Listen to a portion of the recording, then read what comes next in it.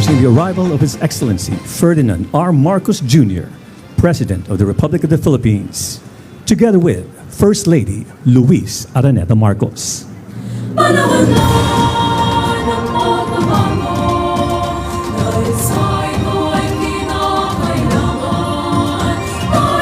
pagbabago, dahil sa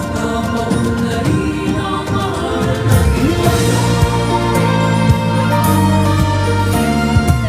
Tayo na magtulong-tulong na maunlarin ang mahal nating bayan. Panahon na ng pagbabago, dahil sa ito ay kinakailangan. Tayo na magtulong-tulong na paunlarin ang mahal nating bayan.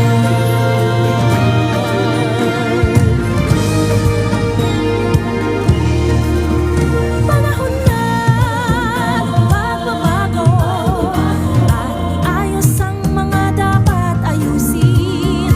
Dapat lang maging tungkulin ng bawat mamamayan dito sa atin. Yan ang pagbabago patungo sa bawat. Now, at this point, ladies and gentlemen, to lead us into the next part of the occasion, we now call on a public servant who has been instrumental in national development and heritage preservation. He leads the multi-agency initiative Pasig Bigyang Buhay Muli, restoring and revitalizing the historic Pasig River. Ladies and gentlemen, please welcome Secretary Jose Rizalino Jerry Acuzar.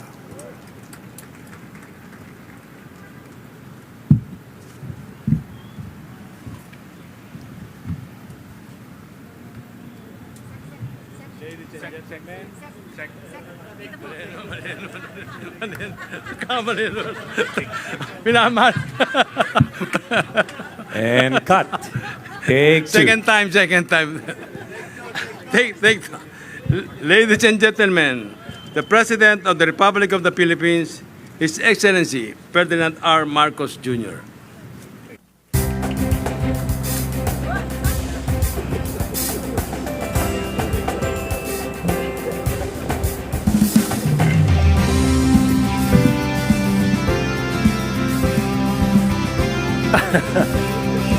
Maraming salamat sa ating kaibigan, Pasig River Rehabilitation Secretary Jerry Acuzar. Of course, our valued guest and friend, the People's Republic of China's Ambassador to the Philippines, His Excellency Wang Zilian, and the other members of the Diplomatic Corps, the honorable members of the Cabinet here present, the Federation of Filipino-Chinese Chambers of Commerce and Industry, President Victor Lim, Manila City Mayor Maria Sheila Lacuna Pangan.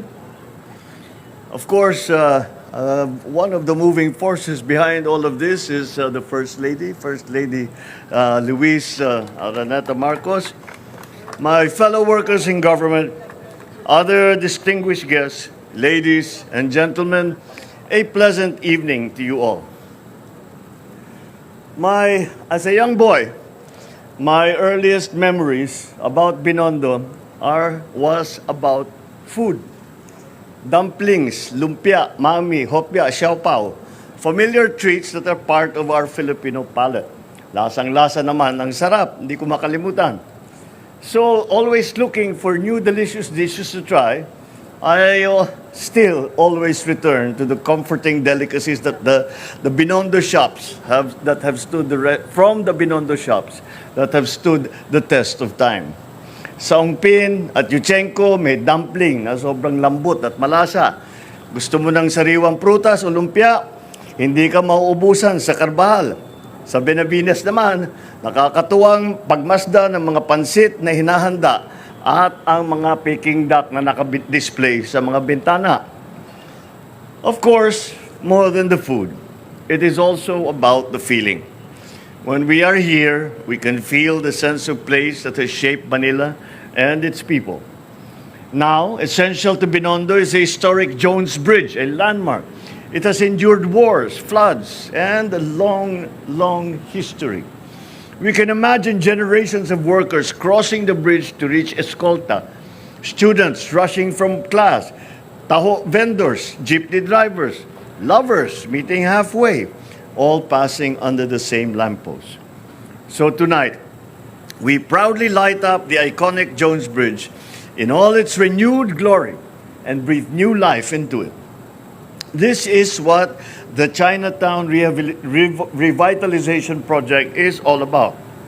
It's about restoring Binondo, reaffirming its cultural and historical place and significance to our shared heritage. We will transform Binondo into a place that we can always return to. From the old Manileños to the first-time visitors, lahat, welcome dito. Because how can we know our history and culture if we do not know and experience them ourselves? So, I encourage everyone, especially the younger people, to visit Binondo, come back to Ongpin, Escolta, Carvajal, the streets that have yet to be discovered and celebrated. I am also glad to share that tonight's event has a deeper meaning. This project commemorates 50 years of diplomatic relations between the Philippines and the People's Republic of China. Half a century of friendship and shared history, all reflected here in the world's oldest Chinatown. Of course, this project does not stand alone. It's part of our bigger push to bring life back into our historic districts. As we speak, we are implementing projects to revitalize the Pasig River, including the Pasig River Urban Development Project, so our people can breathe and move more easily. They complement what we are doing here in Binondo because an iconic bridge deserves a city that rises along with it. So I thank the vibrant community of Binondo, from the families, the merchants, the students, the elders, all of those who have kept this place alive and vibrant and an important part of our continuing cultural evolution. You have done much more for our heritage, more than you can ever know. Maraming salamat po. To the private partners, such as the Federation of Filipino-Chinese Chambers of Commerce and Industry Incorporated, maraming salamat din po. And to the government agencies, let us see this project through with the same vigor and dedication that we have shown to bring it this far. Let us finish Phase 2 as we transform Ongpin and Escolta into cultural and economic hubs. We will bring back their golden years so that we can relive them. Ladies and gentlemen, this initiative calls us to notice something that has always been with us. We just need to acknowledge and to elevate it. Because when we do that, we take something ordinary and change how everyone feels about it. Only then do we realize that we must treat it with respect that it deserves. This is the real revitalization that we must partake to sustain our homes, our city, and in that way, our culture. Kaya kaibiganin natin ang mga tindero at tindera. Subukan ang viral na recipe ng hopya at lumpia.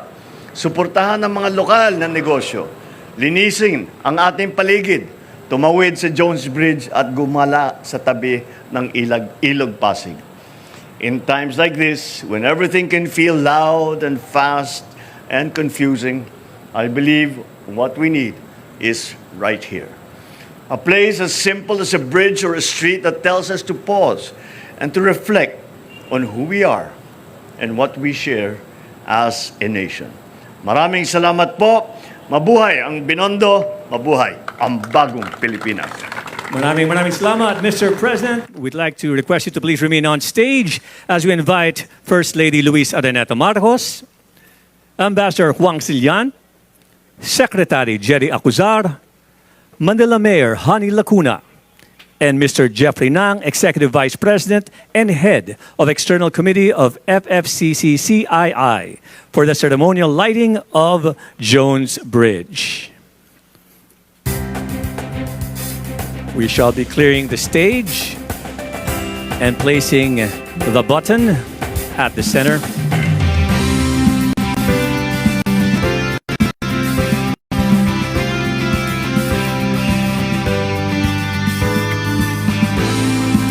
So, ladies and gentlemen, the moment we've all been waiting for, let us join in the countdown. Everybody, 10, 9, 8, 7, 6, 5, 4, 3, 2, 1.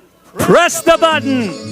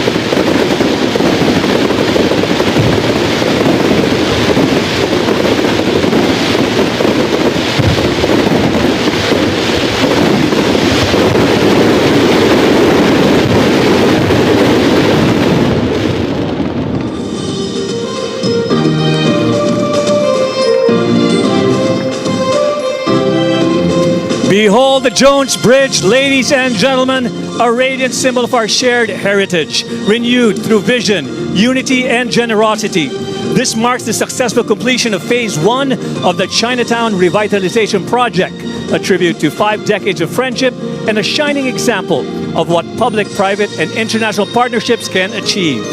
As we look ahead to more phases that will light up Binondo's historic streets and vibrant corners, this initiative aims not just to restore a district, but to rekindle national pride, boost tourism, and celebrate our cultural identity.